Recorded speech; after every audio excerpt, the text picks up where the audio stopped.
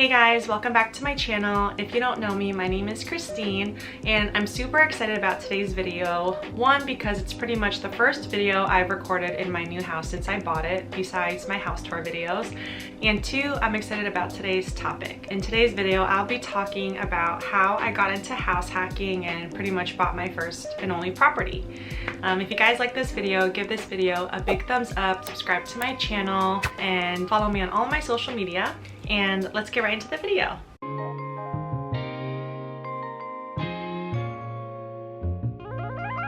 Let's first talk about what exactly is house hacking. So there are a few different ways to house hack, but pretty much house hacking is when you live in one part of the property and you rent out the other parts of the property in order to reduce your housing expenses.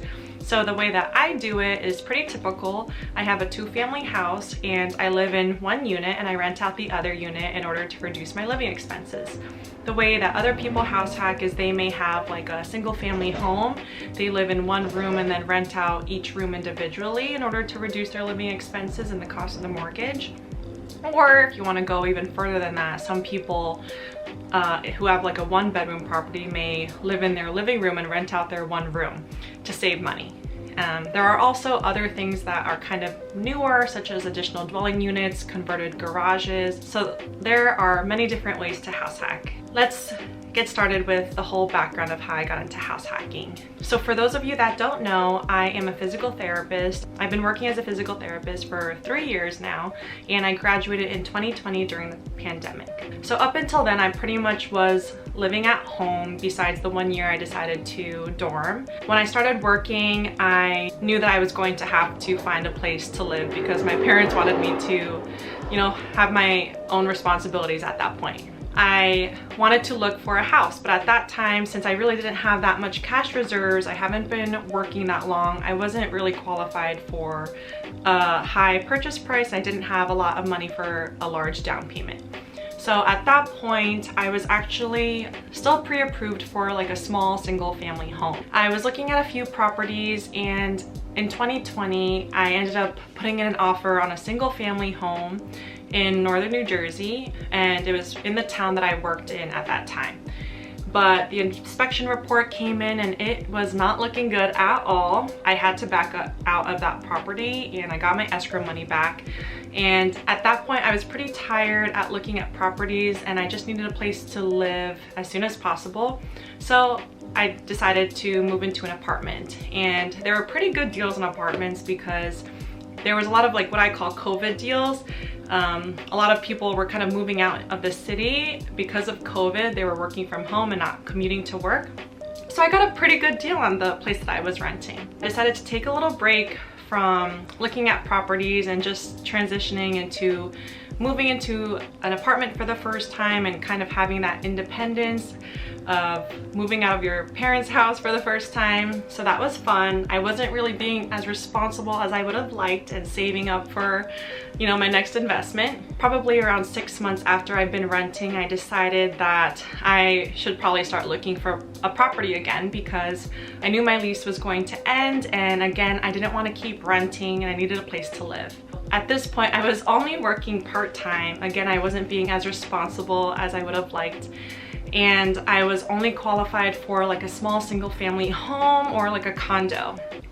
I lived in a really nice high-rise apartment building at that time, so I wasn't really thinking. And I was like, I want to live in another similar property, like a condo. So I was looking at a few condos and I wasn't falling in love with anything. I didn't want to pull the trigger and put an offer on any because I feel like in my gut, I knew the numbers didn't make sense. After a meeting with my boss, I ended up transitioning to full-time, which means that I got a pay increase.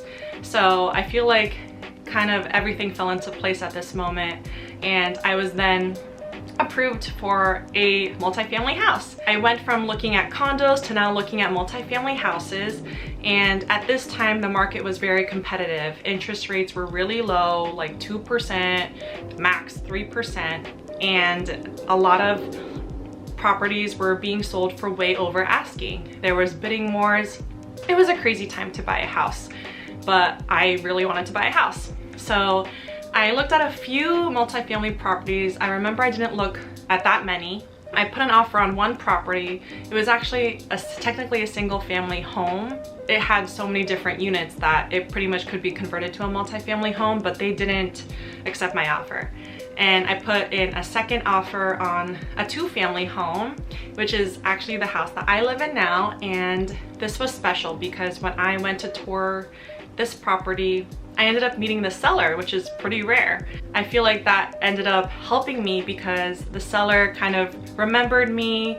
I ended up writing her a letter when I submitted my offer, just telling her how I was very familiar with this area. I grew up in this area and I was looking to buy my first house. I'm a physical therapist. I ended up submitting an offer for $10,000 over asking, and my offer was accepted. So I honestly was surprised. I was not expecting my offer to get accepted because it was just a crazy market, and I don't know, I just felt really lucky.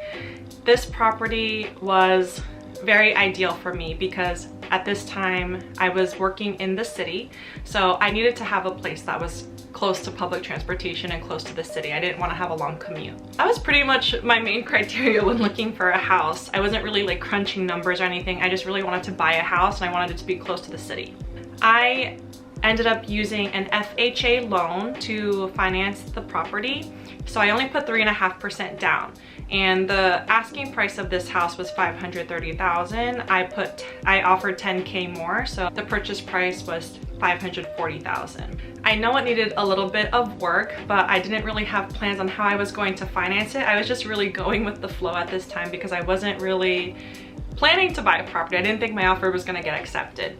So my realtor had mentioned a 203K loan. A 203K loan is when you are approved for a set amount of money for renovations, and then that just gets added on to your loan. So in my case, the house was $540,000.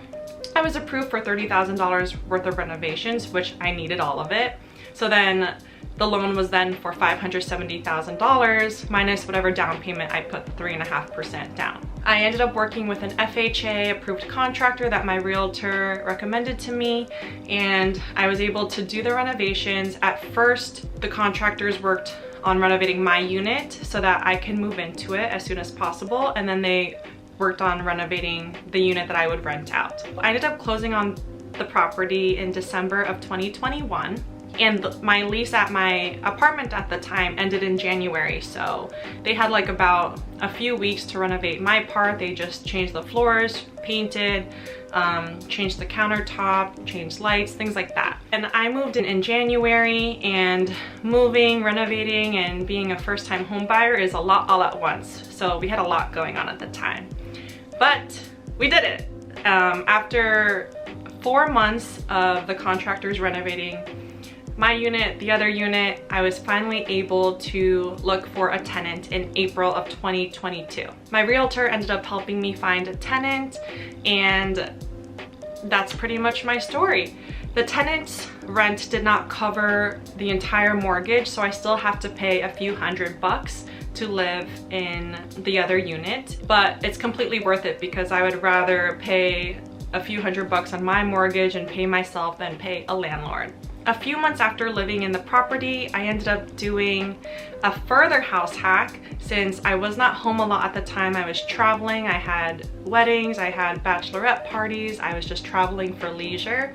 So what I did is I ended up putting a door where my living room was. There was already a door there previously, so I was just able to move a door from the front of the unit to the back of the unit.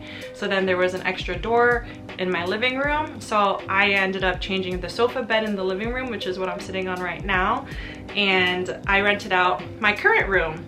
That gave me extra money, and that pretty much covered my entire mortgage, so I was able to live in my house for free for a few months. I only did that for a few months because eventually, once I started settling down, I ended up finding a job in New Jersey. I was home more often, and I just wanted my space back. But having a roommate and having tenants downstairs really helped me save a little bit of money, because since I was only working for a few months, I really didn't have that much money saved up for buying the house in the first place. So like I said before, I have been living in the house for a little bit over a year and a half. My plan is to stay here for at least the 2-year mark so that when I do decide to sell in a few years or within the next 5 years since I bought it, I will avoid capital gains tax, which is my goal.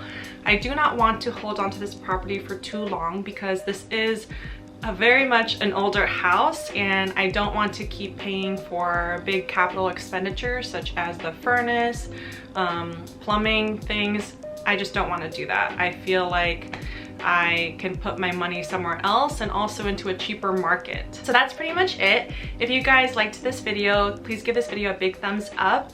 And I would love to hear if you guys are also new into real estate investing. I'd love to hear about your story, so share it in the comment section below. And if you want more other information that I share, you can find me on my other social medias. Otherwise, I'll see you in my next video. Bye!